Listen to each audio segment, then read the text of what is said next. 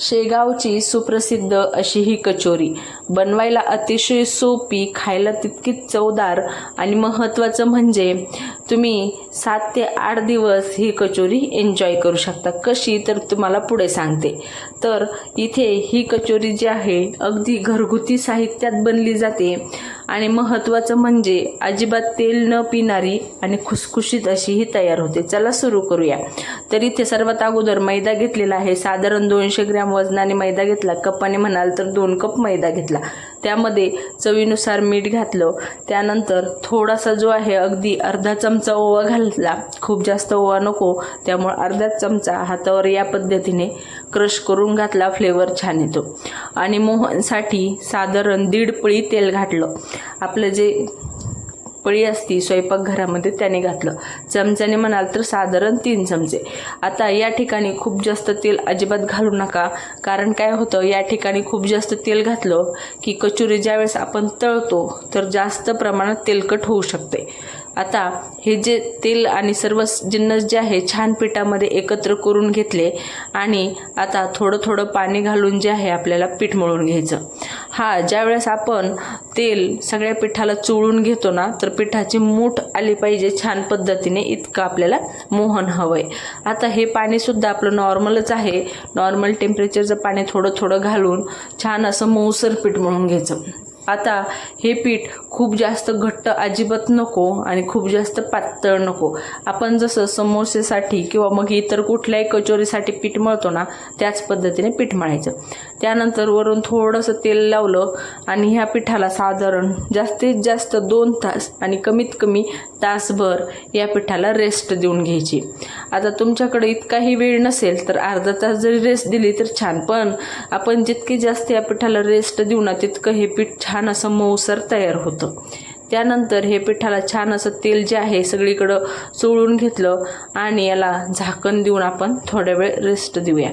आता ह्या पिठाला रेस्ट देतो तोपर्यंत आपण ह्याचं आतलं जे सारण आहे ते सुद्धा बनवूया।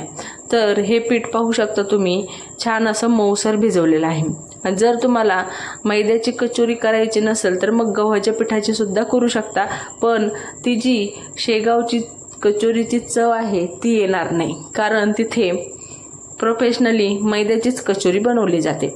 त्यानंतर इथे मी डाळव घेतलेला आहे, साधारण वजनाने म्हणाल तर 150 ग्रॅम डाळव घेतलेला आहे आणि 1 वाटी, आपल्या घरामध्ये वाटी असते ना त्याने 1 वाटी डाळव घेतलेला आहे। आता हे डाळव ना भाजायचंय ना काहीच नाही करायचंय, फक्त छान असं याला बारीक मिक्सरमधून अगदी फाईन अशी पावडर तयार करून घ्यायची। त्यानंतर एक वाटण बनवूया।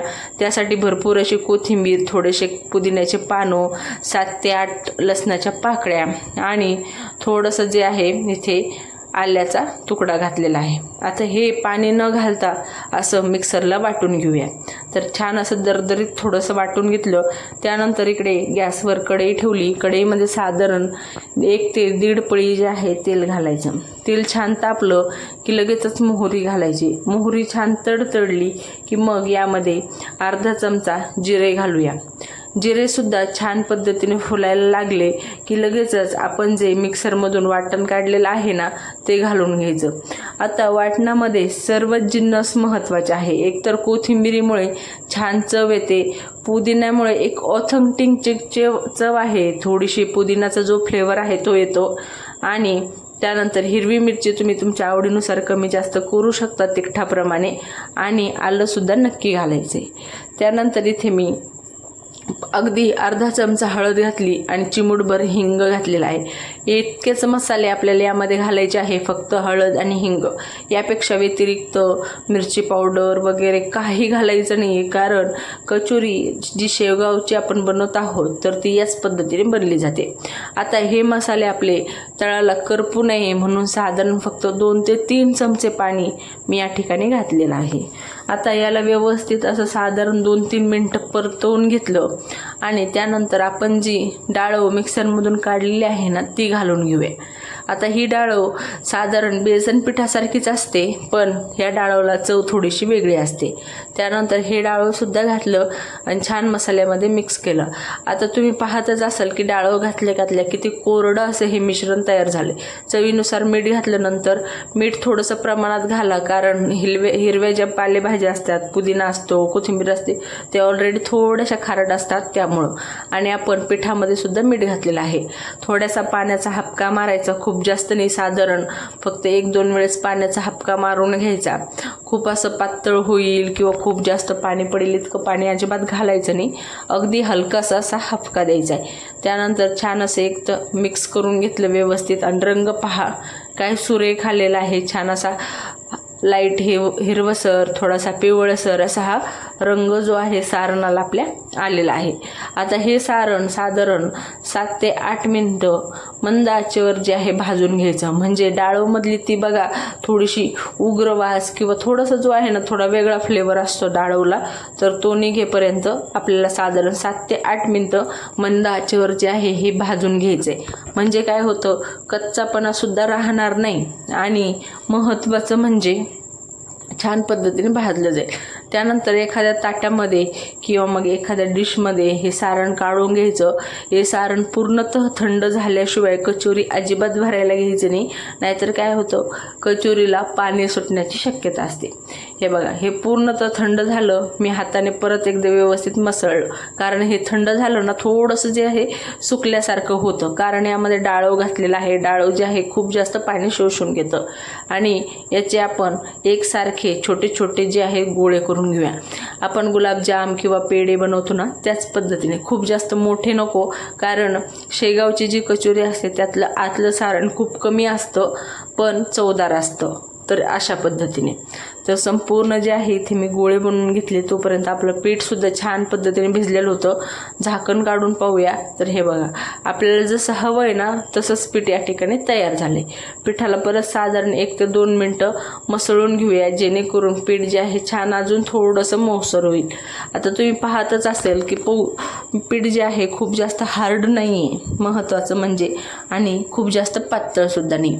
आता या पिठाचे सुद्धा आता जितके आपण सारणाचे ज्या मापाचे गोळे बनवले ना त्याच पद्धतीचे पिठाचे सुद्धा गोळे बनवायचे.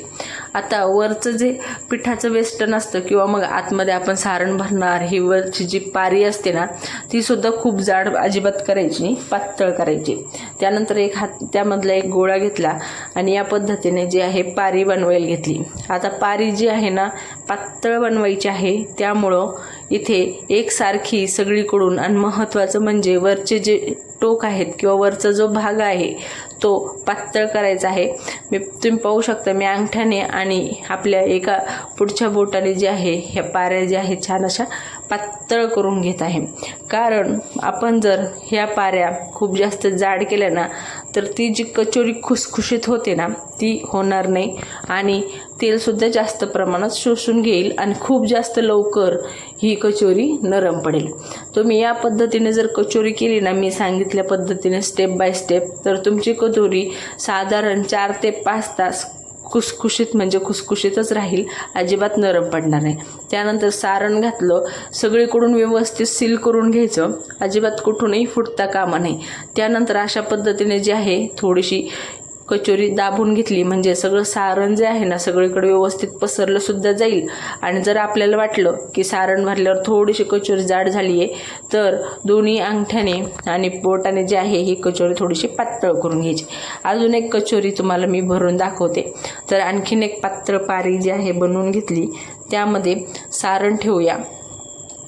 आता तुम्ही पाहू शकता खूप जास्त जाड अजिबात पारी नाही आहे आणि एक सारणाचा जो बॉल आपण बनवून ठेवलेला आहे ना, आता या पद्धतीने असे सारणाचे बॉल बनवून ठेवले ना की पटापट अशा आपल्याला कचोऱ्या भरून घेता येतात. त्यामुळं असे बॉल नक्की बनवून घ्यायचे. त्यानंतर परत यामध्ये सारण घातलो आणि सगळीकडून व्यवस्थित ह्याला सुद्धा सील करून घेतलं. आणि अशा पद्धतीने कचोरी दाबली ना तर कचोरी ज्यावेळेस आपण तळतो ना त्यावेळेस छान अशी टम्म फुगते तर फुगते, पण खुसखुशीत सुद्धा तयार होते. तर हे बघा, दोन्ही अंगठ्याने आणि पुढच्या बोटाने जे आहे सगळीकडून व्यवस्थित अशी एकाच शेपमध्ये ही कचोरी जी आहे मी बनवून घेतलेली आहे. एकदम सोप्या पद्धतीची आहे. साधारण फक्त 10 ते 15 मिनिटामध्ये ही कचोरी तयार होते. म्हणजे आपण ज्यावेळेस पीठ भिजून घेतलं ना, फक्त सारण करायला खूप जास्त काही वेळ लागत नाही. फक्त पीठ जे आहे छान भिजवलं की फास्ट अशी ही कचोरी तयार होते. कोणी पाहुणे आले किंवा मग काहीतरी स्नॅक्समध्ये खायचं आहे, चहासोबत खायचं आहे किंवा मग प्रवासात न्यायचं आहे. प्रवासामध्ये न्याल तर 2-3 दिवस टिकली जाते. आता या पद्धतीने सर्व कचोऱ्या ज्या आहे बनवून घेतल्या. आता मी तुम्हाला या ठिकाणी सांगितलं होतं की 7 ते 8 दिवससुद्धा तुम्ही ह्या गरम गरम एन्जॉय करू शकता. कशा तर सांगते. तर अगोदर इकडे तेल तापायला ठेवलं. तेल खूप जास्त कडकडीत अजिबात गरम करायचं नाही. हलकं जे आहे अशा पद्धतीने कचोरी घातल्या की बुडबुडे आले पाहिजे असे हळूच कमी. तर एवढंच आपल्याला तेल जे आहे गरम करून घ्यायचं. एकाच वेळी खूप जास्त कचोऱ्या अजिबात तेलामध्ये घालायच्या नाही. छान अशी सुटसुटीत जागा जी आहे कचोऱ्याला ठेवायची. त्यामुळे मी एका वेळेस फक्त 3च घातलेले आहे. आता घातल्यावर कचोरी साधारण मिनिटभर तशाच राहू द्यायच्या. त्यानंतर छोट्या चमच्याने खालीवर करत घ्यायचा. अशा पद्धतीने फिरवून घ्यायची आणि पाहायची खालून खूप जास्त डाग पडले नाही पाहिजे. छान अशी एका रंगाची तळून घ्यायची आपल्याला, गोल्डन रंगाची. आता 8 दिवस कचोरी कशी गरमागरम खाता येईल तर सारण तुम्ही बनवून ठेवू शकता, स्टोअर करून ठेवू शकता फ्रीजमध्ये. तर 7 ते 8 दिवस हे सारण फ्रीजमध्ये सहज टिकतं. हवं तेव्हा पीठ मळा आणि गरम गरम कचोऱ्या भरून एन्जॉय करू शकता.